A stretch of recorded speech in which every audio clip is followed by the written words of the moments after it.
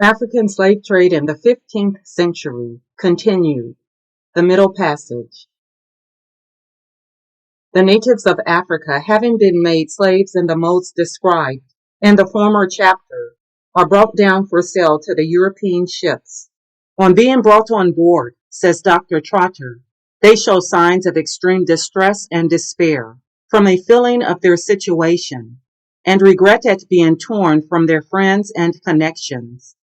Many retain those impressions for a long time, in proof of which, the slaves on board his ship being often heard in the night making a howling and melancholy noise, impressive of extreme anguish. He repeatedly ordered the woman who had been his interpreter to inquire into the cause. She discovered it to be owing to their having dreamed they were in their own country again, and finding themselves, when awake, in the hold of a slave ship. This exquisite sensibility was particularly observable among the women, many of whom, on such occasions, he found in hysteric fits. The foregoing description, as far as relates to their dejection, when brought on board, and the cause of it, is confirmed by Hall, Wilson, Claxton, Ellison, Town, and Falconbridge, the latter of whom relates an instance of a young woman who cried and pined away after being brought on board, who recovered when put on shore, and who hung herself when informed she was to be sent again to the ship. Captain Hall says, after the first 8 or 10 of them come on board, the men are put into irons. They are linked 2 and 2 together by the hands and feet, in which situation they continue till they arrive in the West Indies, except such as may be sick, whose irons are then taken off. The women, however, he says, are not ironed. On being brought up in a morning, says Surgeon Wilson, an additional mode of securing them takes place, for to the shackles of each pair of them there is a ring, through which is reeved a large chain, which locks them all in a body 2 ring bolts fastened to the deck. The time of their coming up in the morning, if fair, is described by Mr. Town to be between 8 and 9, and the time of their remaining there to be till 4 in the afternoon, when they are again put below till the next morning. In the interval of being up on deck they are fed twice. They have also a pint of water allowed to each of them a day, which being divided is served out to them at 2 different times, namely, after their meals. These meals, says Mr. Falconbridge, consist of rice, yams, and horse beans, with now and then a little beef and bread.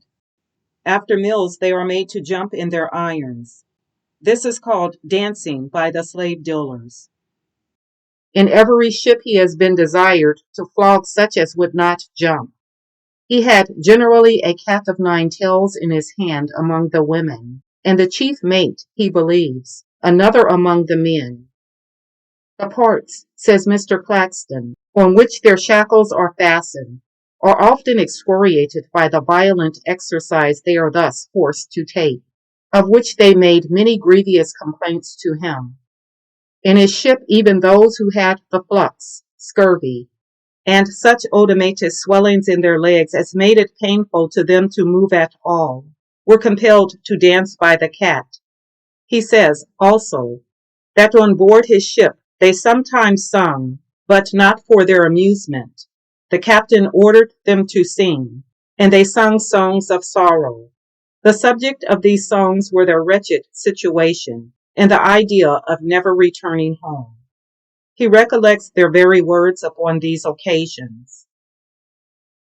The above account of shackling, messing, dancing, the necessity of exercise for health is the reason given for compelling the slaves to dance in the above manner, and singing the slaves is allowed by all the witnesses, as far as they speak to the same points, except by Mr. Falconbridge, in whose ships the slaves had a pint and a half of water per day.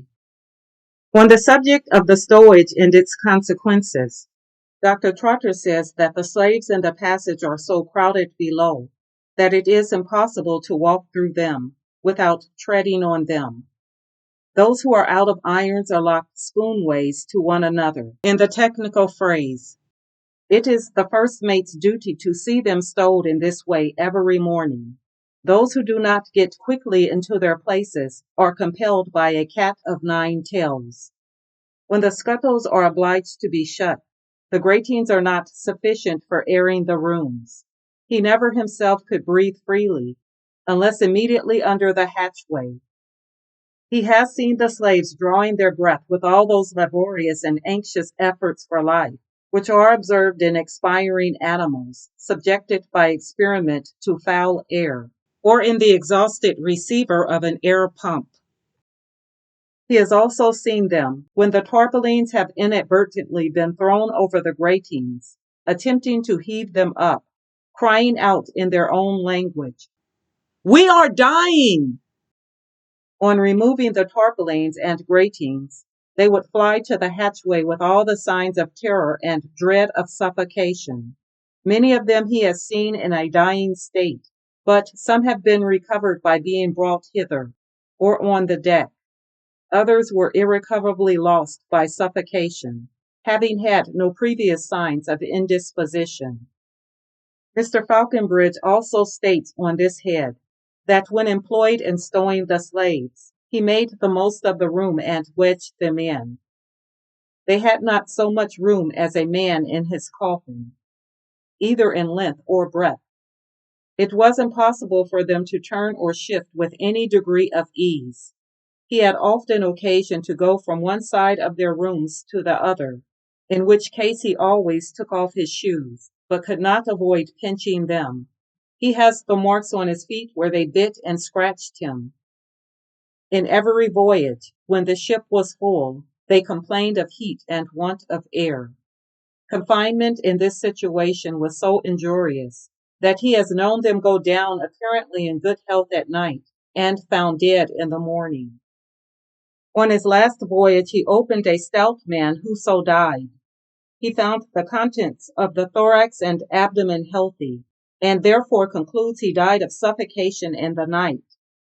He was never among them for 10 minutes below together, but his shirt was as wet as if dipped in water. One of his ships, the Alexander, coming out of Bonny, got aground on the bar, and was detained there 6 or 7 days, with a great swell and heavy rain. At this time the airports were obliged to be shut, and part of the gratings on the weather side covered.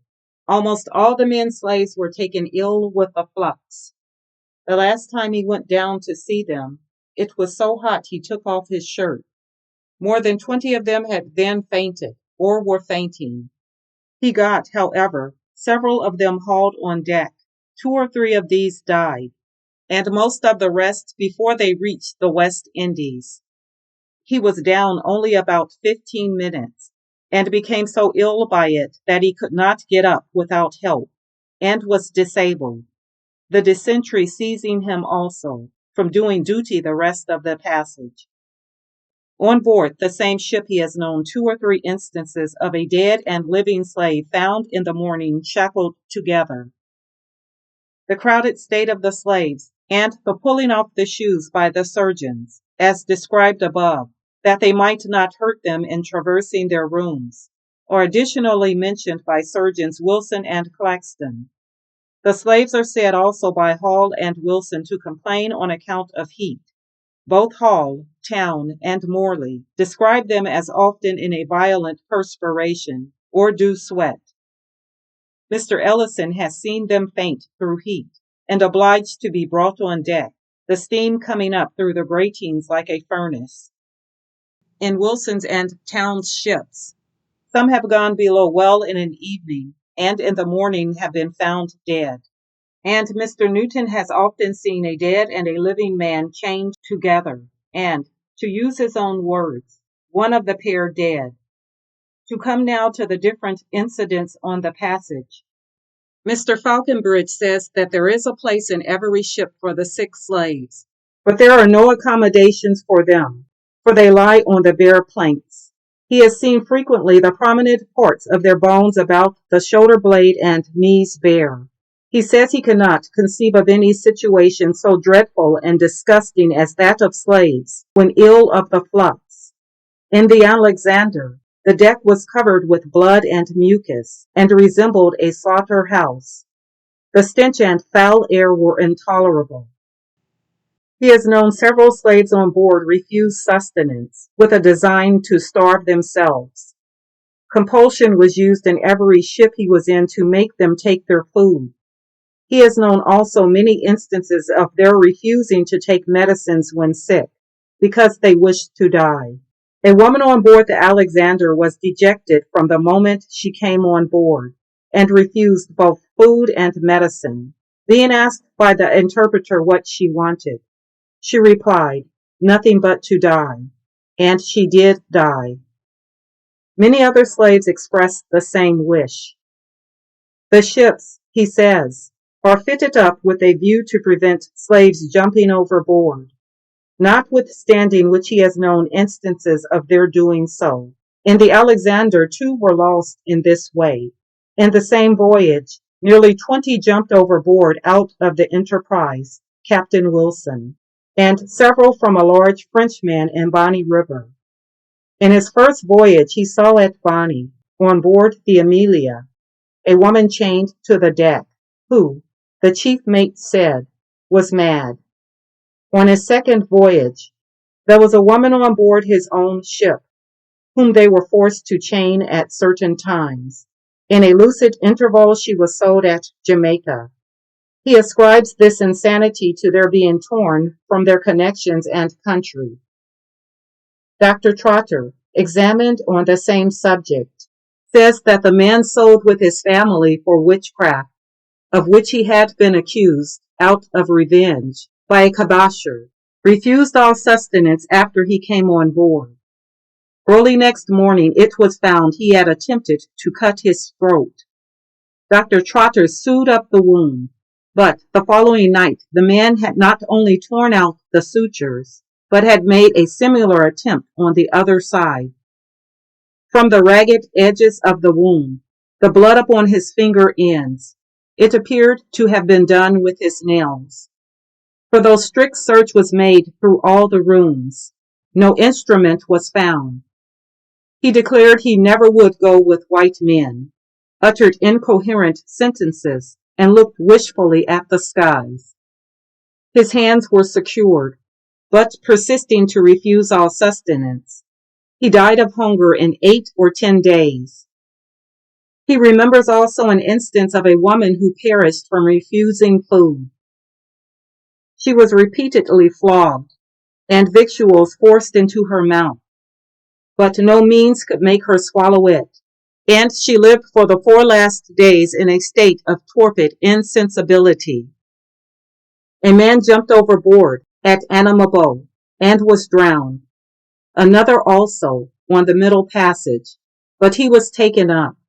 A woman also, after having been taken up, was chained for some time to the mizzen mast, but being let loose again made a second attempt, was again taken up, and expired under the floggings given her in consequence. Mr. Wilson, speaking also on the same subject, relates, among many cases where force was necessary to oblige the slaves to take food, that of a young man. He had not been long on board before he perceived him get thin. On inquiry, he found the man had not taken his food, and refused taking any. Mild means were then used to divert him from his resolution, as well as promises that he should have anything he wished for, but still he refused to eat. They then whipped him with the cat, but this also was ineffectual. He always kept his teeth so fast that it was impossible to get anything down. They then endeavored to introduce a speculum oris between them, but the points were too obtuse to enter, and next tried a bolus knife, but with the same effect. In this state he was for 4 or 5 days, when he was brought up as dead, to be thrown overboard. But Mr. Wilson, finding life still existing, repeated his endeavors, though in vain, and 2 days afterwards he was brought up again in the same state as before. He then seemed to wish to get up. The crew assisted him and brought him aft to the fireplace, when, in a feeble voice, in his own tongue, he asked for water, which was given him. Upon this they began to have hopes of dissuading him from his design, but he again shut his teeth as fast as ever and resolved to die. And on the 9th day from the first refusal, he died. Mr. Wilson says it hurt his feelings much to be obliged to use the cat so frequently to force them to take their food. In the very act of chastisement, they have looked up at him with a smile, and in their own language have said, "Presently we shall be no more." In the same ship a woman found means to convey below the night preceding some rope yarn, which she tied to the head of the armorer's vice. Then in the women's room, she fastened it round her neck, and in the morning was found dead, with her head lying on her shoulder. Whence it appeared, she must have used great exertions to accomplish her end. A young woman also hanged herself by tying rope yarns to a batten near her usual sleeping place, and then slipping off the platform. The next morning she was found warm, and he used the proper means for her recovery, but in vain. In the same ship also, when off Annabona, a slave on the sick list jumped overboard and was picked up by the natives, but died soon afterwards. At another time, when at sea, the captain and officers, when at dinner, heard the alarm of a slave's being overboard, and found it true, for they perceived him making every exertion to drown himself. He put his head under water, but lifted his hands up, and thus went down, as if exulting that he had got away. Besides the above instance, a man-slave who came on board apparently well became afterwards mad, and at length died insane. Mr. Claxton, the fourth surgeon examined on these points, declares the steerage and boys' room to have been insufficient to receive the sick. They were therefore obliged to place together those that were and those that were not diseased, and in consequence the disease and mortality spread more and more. The captain treated them with more tenderness than he has heard was usual, but the men were not humane. Some of the most diseased were obliged to keep on deck with a sail spread for them to lie on. This, in a little time, became nearly covered with blood and mucus, which involuntarily issued from them, and therefore the sailors, who had the disagreeable task of cleaning the sail, grew angry with the slaves, and used to beat them inhumanly with their hands or with a cat. The slaves in consequence grew fearful of committing this involuntary action, and when they perceived they had done it, would immediately creep to the tubs, and there sit straining with such violence as to produce a palapsus ani, which could not be cured. Some of the slaves on board the same ship, says Mr. Claxton, had such an aversion to leaving their native places that they threw themselves overboard, on an idea that they should get back to their own country. The captain, in order to obviate this idea, thought of an expedient, that is, to cut off the heads of those who died, intimating to them that if determined to go, they must return without their heads. The slaves were accordingly brought up to witness the operation. One of them seeing, went on deck, the carpenter standing with his hatchet up ready to strike off the head of a dead slave, with a violent exertion got loose, and flying to the place where the nettings had been unloosed, in order to empty the tubs, he darted overboard. The ship brought to, and a man was placed in the main chains to catch him, which he perceiving, dived under water, and rising again at a distance from the ship, made signs, which words cannot describe, expressive of his happiness in escaping. He then went down, and was seen no more. This circumstance deterred the captain from trying the expedient any more, and therefore he resolved for the future, as he saw they were determined to throw themselves overboard, to keep a strict watch, notwithstanding which, some afterwards contrived to unloose the lashing, so that 2 actually threw themselves into the sea, and were lost. Another was caught when about 3 parts overboard.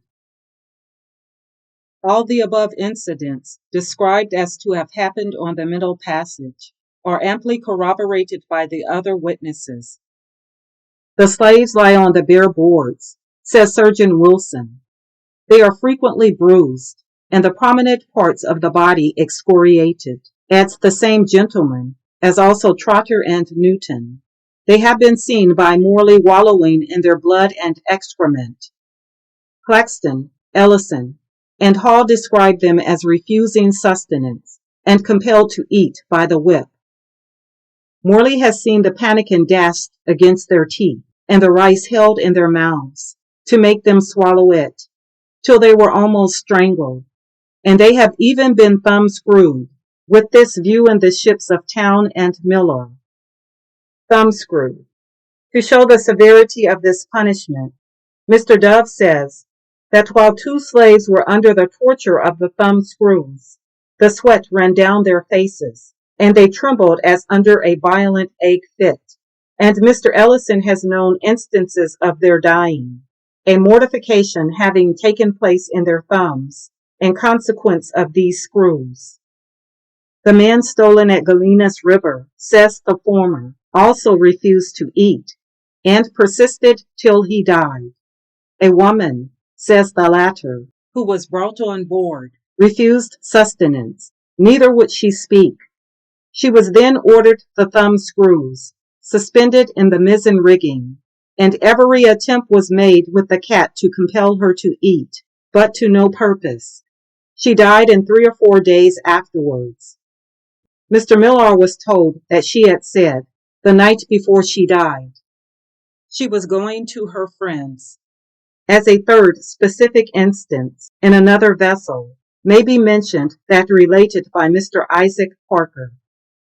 There was a child, says he, on board, 9 months old, which refused to eat, for which the captain took it up in his hand and flogged it with a cat, saying, at the same time, "Damn you, I'll make you eat, or I'll kill you."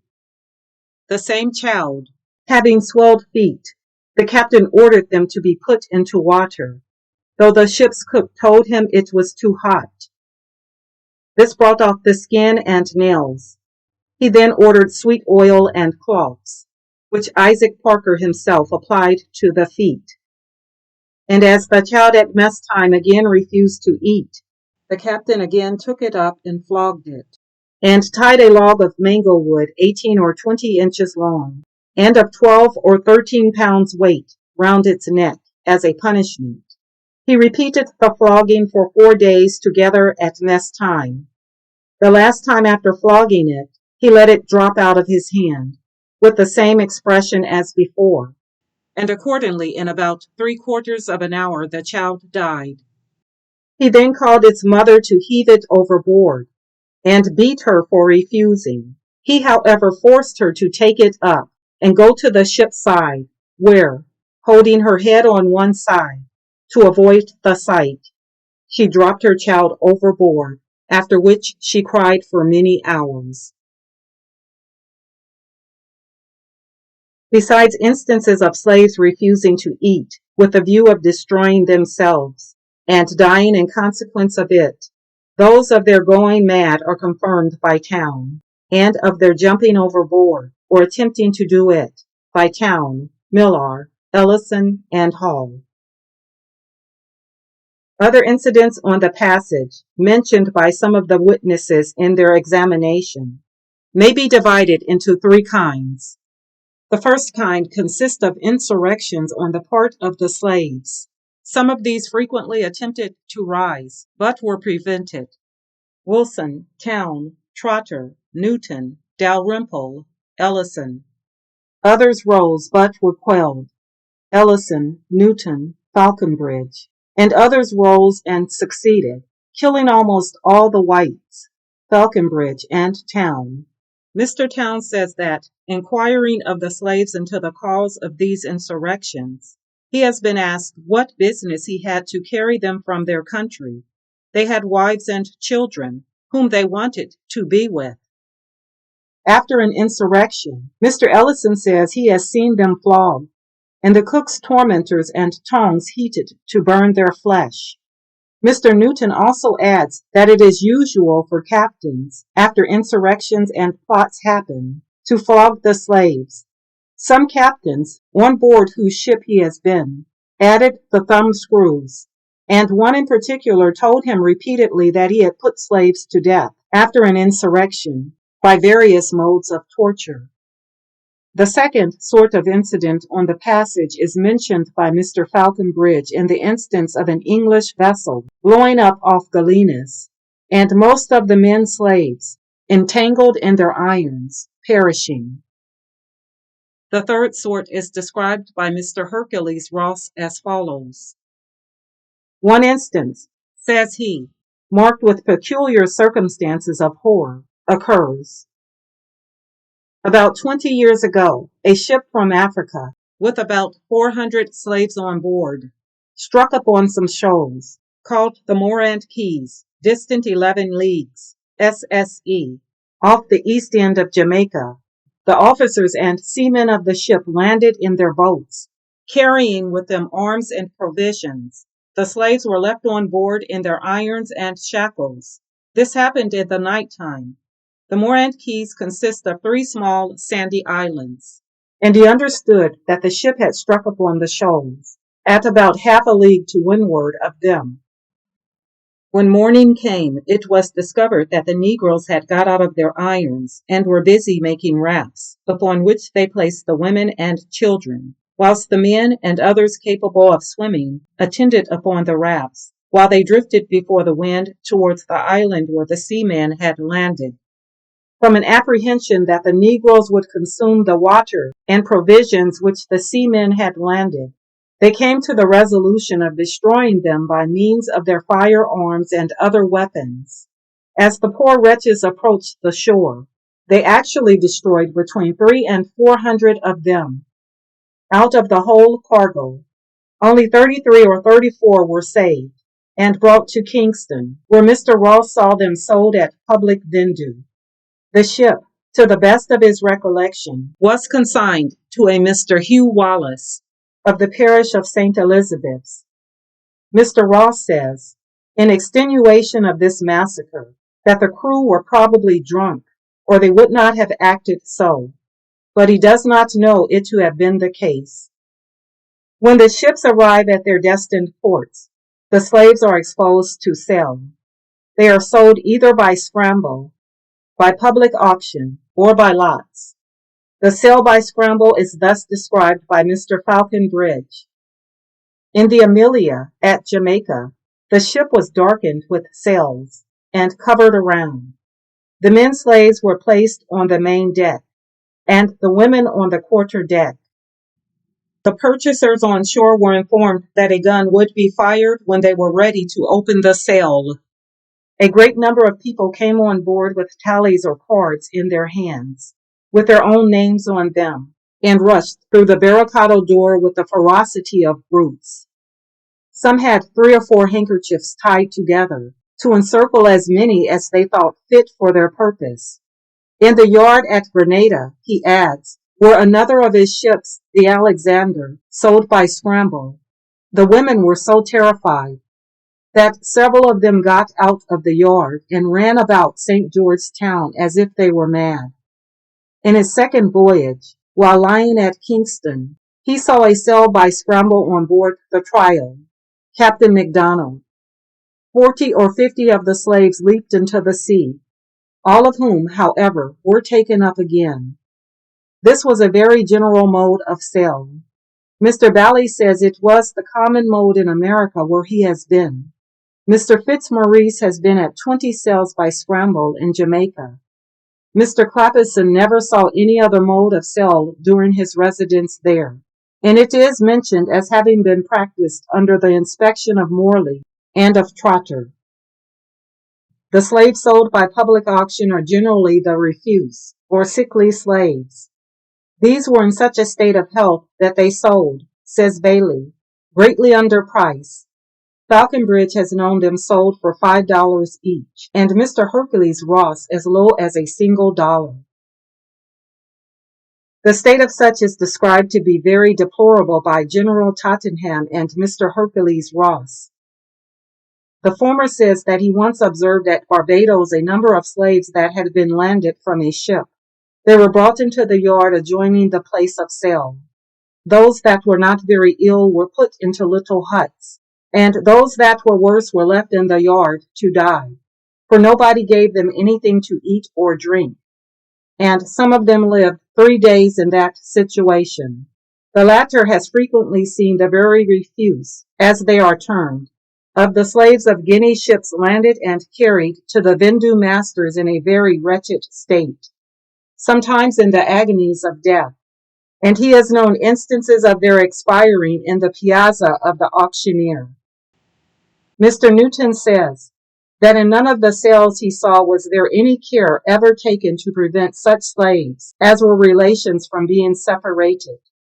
They were separated as sheep and lambs by the butcher. This separation of relations and friends is confirmed by Davison, Trotter, Clapperson, and Town. Fitzmaurice also mentions the same, with an exception only to infants.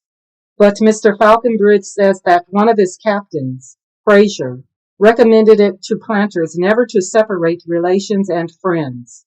He says he once heard of a person refusing to purchase a man's wife, and was next day informed the man had hanged himself. With respect to the mortality of slaves in the passage, Mr. Falconbridge says that in 3 voyages he purchased 1,100 and lost 191. Trotter, in 1 voyage, about 600 and lost about 70. Millar, in 1 voyage, 490 and lost 180. Ellison, in 3 voyages, where he recollects the mortality, bought 895 and lost 356. In one of these voyages, says the latter, the slaves had the smallpox. In this case, he has seen the platform one continued scab. 8 or 10 of them were hauled up, died in the morning, and the flesh and skin peeled off their wrists when taken hold of. Mr. Morley says that in 4 voyages he purchased about 1,325 and lost about 313. Mr. Town, in 2 voyages, 630 and lost 115. Mr. Claxton, in 1 voyage, 250 and lost 132.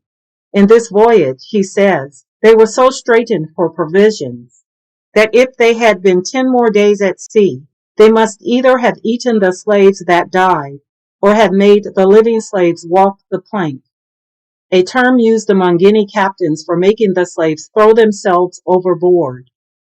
He says also that he fell in with the hero, Captain Withers, which had lost 360 slaves, or more than half her cargo, by the smallpox.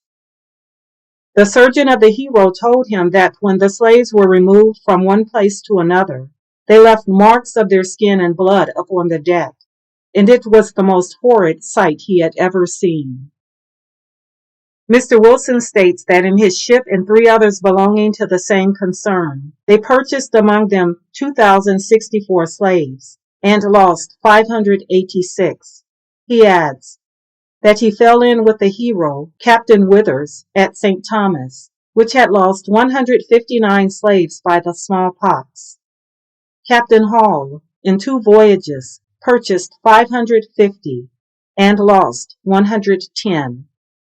He adds that he has known some ships in the slave trade bury a quarter, some a third, and others half of their cargo. It is very uncommon to find ships without some loss in their slaves. Footnote: Total purchase 7,904, lost 2,053, exclusive of the hero, being above 1/4 of the number purchased. The reader will observe that Mr. Claxton fell in with the hero on one voyage, and Mr. Wilson on another. Besides those which died on the passage, it must be noticed here that several die soon after they are sold.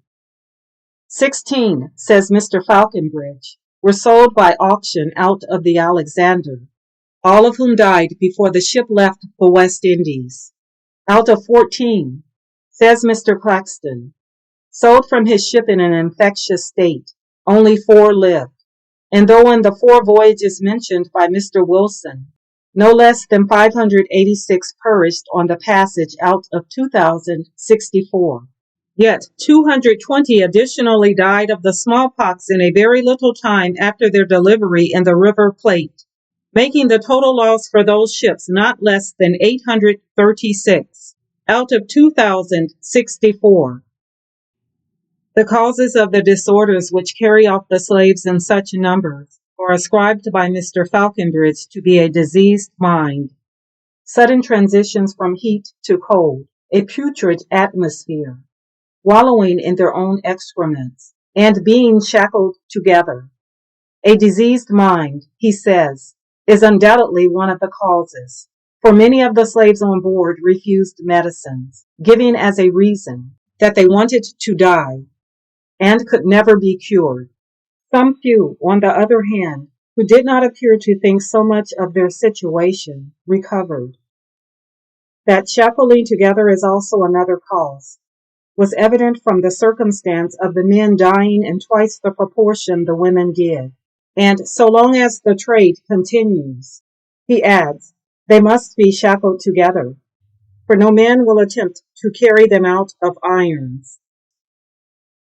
Surgeon Wilson, examined on the same topic, speaks nearly in the same manner. He says that of the death of 2/3 of those who died in his ship, the primary cause was melancholy. This was evident not only from the symptoms of the disorder and the circumstance that no one who had it was ever cured, whereas those who had it not, and yet were ill, recovered, but from the language of the slaves themselves, who declared that they wished to die, as also from Captain Smith's own declaration, who said their deaths were to be ascribed to their thinking so much of their situation. Though several died of the flux, he attributes their death primarily to the cause before assigned, for, says he, their original disorder was a fixed melancholy, and the symptoms, lowness of spirits and despondency. Hence they refused food. This only increased the symptoms. Mr. Town, the only other person who speaks of the cause of the disorders of the slaves, says they often fall sick, sometimes owing to their crowded state, but mostly to grief for being carried away from their country and friends. This he knows from inquiring frequently into the circumstances of their grievous complaints, which he was enabled to do by understanding their language.